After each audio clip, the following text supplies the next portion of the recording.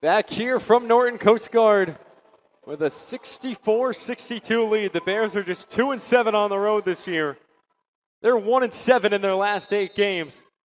Playoff hopes are still alive. They need a win today. Last time they played in this building, January of 2024, they came away with a win at the buzzer. Trevor Parks knocked down the 3 from the corner they're shooting on right now, and they extend the lead. Elijah Parent out of the timeout, floats it home.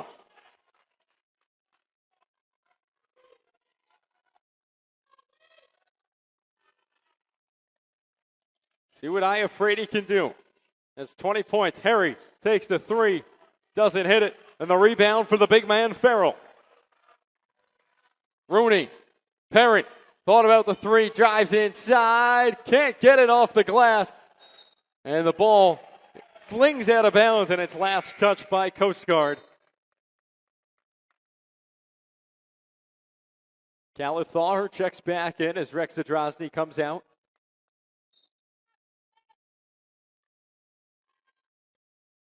Dimitri Iafrate had 21 points Wednesday night against Babson to tie his career high.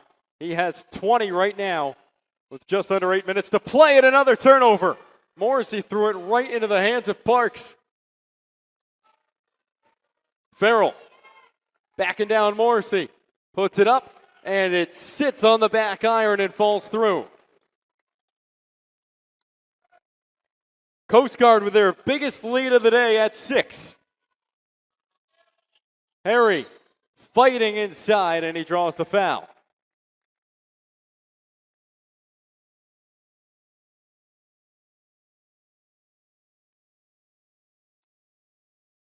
Harry was going up with that, so it'll be 2 shots.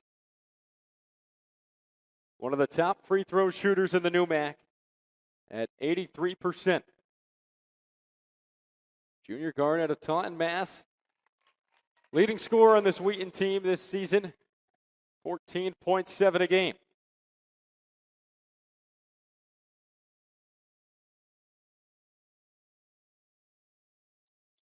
Harry hits both. He's now up to 13 points today. The deficit down to 4.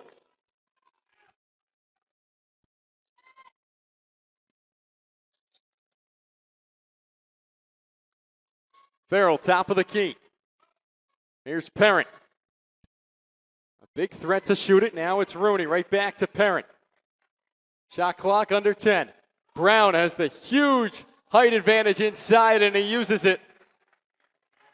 The 6'8" Cameron Brown going up against the 5'9" Tristan Harry. And that's a very tough matchup for Tristan Harry right under the basket. Backdoor cut, Iafrate collects it. Did a good job from keeping that going out of bounds. He'll take the 3. Off the mark. Ball tapped around, and Parks comes away with it. Farrell can't finish. Morrissey challenged him above the rim, and a quick foul called against Rooney as Harry was about to push it up floor in transition.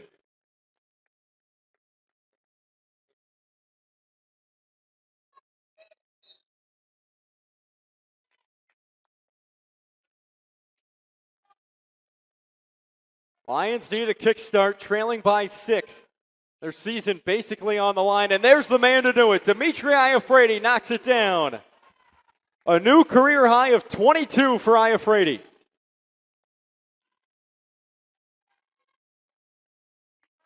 (22 points, 8 of 15 shooting. 6 assists, 5 rebounds. Not a bad day for Iafrate, but Wheaton can't keep trading baskets. Cameron Brown. Silky smooth in the mid-range. Morrissey kicks back out, ball deflected. It'll stay on this end with Wheaton, shot clock at 19.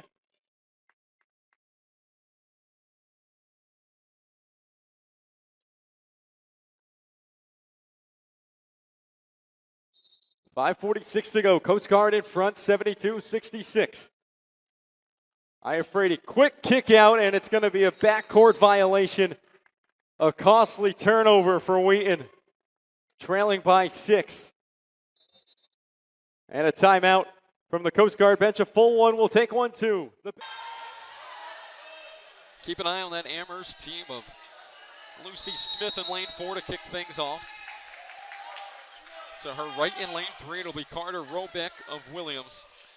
And then to her left, Abigail Greenberg for the East. Buzzer sounds and they're underway for the women's 400-yard freestyle relay. Williams is going to cruise to victory, but nonetheless, an exciting event to end our day here inside Pratt Pool. Lucy Smith in lane 4 has the lead in the first leg for Amherst. Each swimmer going 100 yards, and Smith still in front of her competitor, Carter Roebuck, who's in lane 3. Smith trying to extend that lead. She'll hand it off to Diane Koo when she makes her way back to this end of the pool for Williams in lane 3. It's going to be Bernadette Ramoy. Smith, the first one there. Diane Koo now running it up in lane 4 for the Mammoths. Making up some ground, though, the Williams team in lane 3. Ramoy there for the East. Trailing by a little bit more than about 3 lengths in lane 5 for the East. It's Emma Dimter.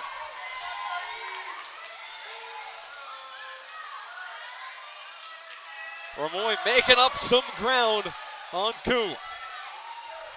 These two even. They head back to that end of the pool one final time, and we'll come back here for the third leg. Koo trying to take the lead she inherited back as she'll turn it over to Megan Lee in lane 4. Lane 3, Isabel Espinoza for the East. Just by a hair, Megan Lee enters the pool before Espinoza. Lanes 3 and 4, well ahead of the rest of the pack.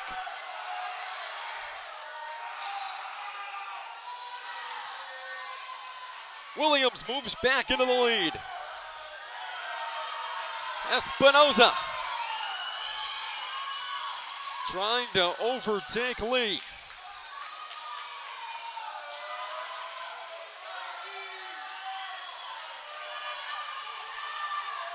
Espinoza's lead in lane 3 for Williams just ticking up ever so slightly.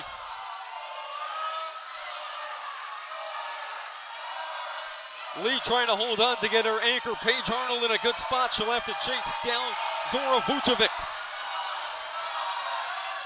Williams to the wall first. Espinoza hands it off to Vucevic. And we're on to the final leg here of the women's 400-yard freestyle relay. The East have the lead in lane 3. Vucevic duking it out with Arnold. They're about even with 50 to go, and it's heating up inside Pratt Pool. Nothing better than this. Williams and Amherst neck and neck on the final relay. Will it be Zora Vucevic or Paige Arnold? Vucevic in lane 3, Arnold in lane 4. They're head to head with each other as they come down the stretch. Arnold trying to stretch her way to victory. It's Amherst in lane 4. Second half from Freeman Field on the campus of Connecticut College in New London, Connecticut. It's Conn College leading Suffolk 2-0 through the first half of play in round 1 of the 2024 NCAA Division III Men's Soccer Tournament. Matt Scafone, Elliot Spatz, the goal scorers in the first half for Conn College. Scafone with his 9th goal of the season. That's a team-leading mark. Spatz with his 3rd goal of the season. 2nd goal in as many games for Spatz. Scored the 3rd and final goal in the NESCAC Championship in the 3-1 victory over Middlebury last Sunday. And he's got another one 6 days later here in round 1 of the NCAA tournament.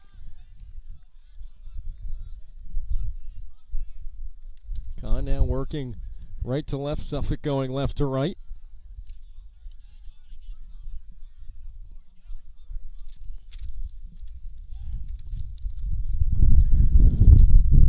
Ball bounces out of bounds at midfield on the near side. It'll stay here with Suffolk. Another throw-in attempt for Tommy Handelsman. Handelsman chucks it way downfield. Takes a bounce towards the end line, and it goes through it. And Kahn will take over here with the keeper, Sylvester.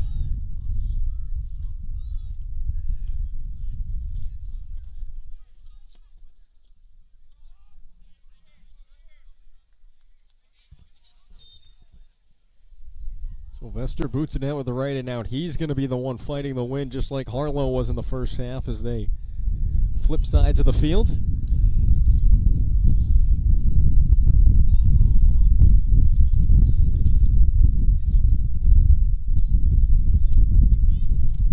Now some discrepancy over whose possession it is.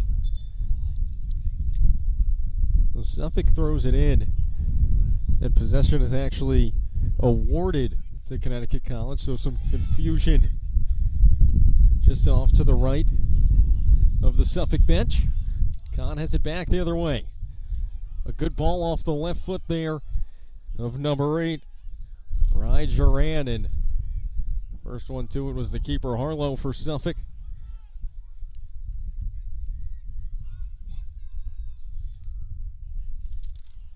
Fordley was in the area for the Rams. It goes to the keeper, Sylvester. He'll pass it off to his right to Hoke. Now into the midfield. Vandenberg there with a left foot. Trying to find Beam on a run. The Suffolk defense will just concede there to set up the D. He's sent out of bounds by sent out of bounds by Handelsman for the Rams there.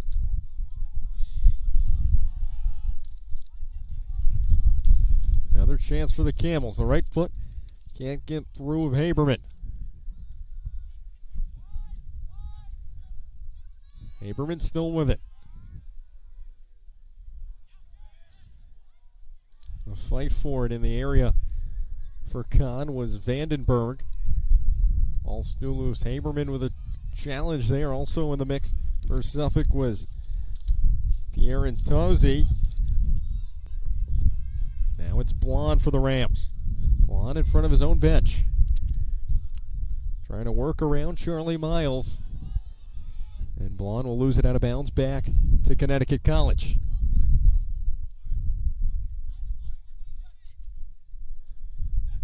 Miles gives it right back to Kalesaglu off the throw-in. Two still working with each other. Now it's Duran. Duran with the feed to Pergini. Pergini looking to go to Beam, and good job on defense that time by number 12, Ricardo Feliciani for Suffolk. And a lot of jersey tugging here in midfield, and the official was all over that. The foul is going to go against Haberman.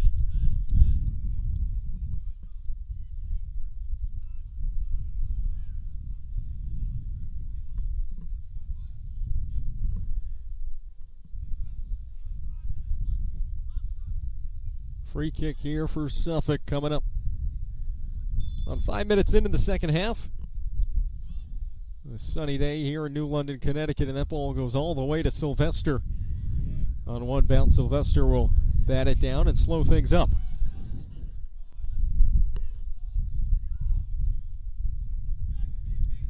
Sylvester throws it up to Kalesaglu. Kalesaglu there, a lot of contact between him and Blond, and they're going to get Blond with a foul.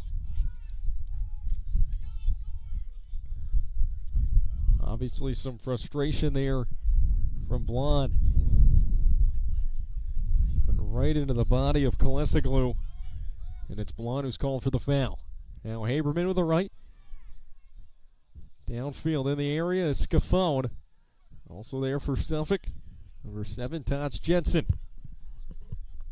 It's Haberman yet again, the midfielder. Kalesaglu with the left, here's Beam. Beam on the near side with a right foot sends it in. Ball still loose. Kahn with a good opportunity, and Suffolk able to clear it out. It actually made contact with the official there. And back across the other side of midfield, Sorensen trying to track it down.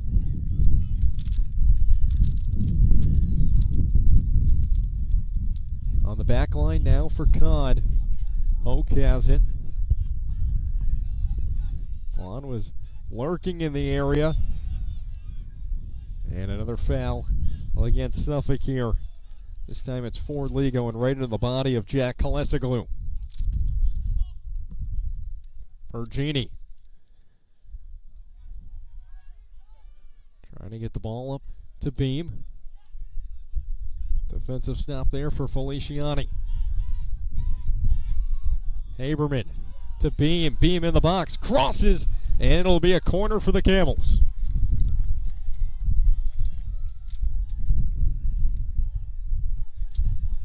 Beam with a left-footed pass. Tried to cross it back in front of the goal. It deflects out of bounds off of Suffolk. So it'll be a corner now for Connecticut College. Ryan Duran will take it on the near side.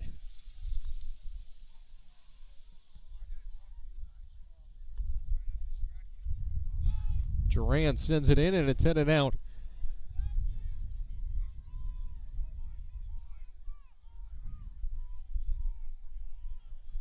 A left foot sent in by Beam. Still loose. A shot and a goal!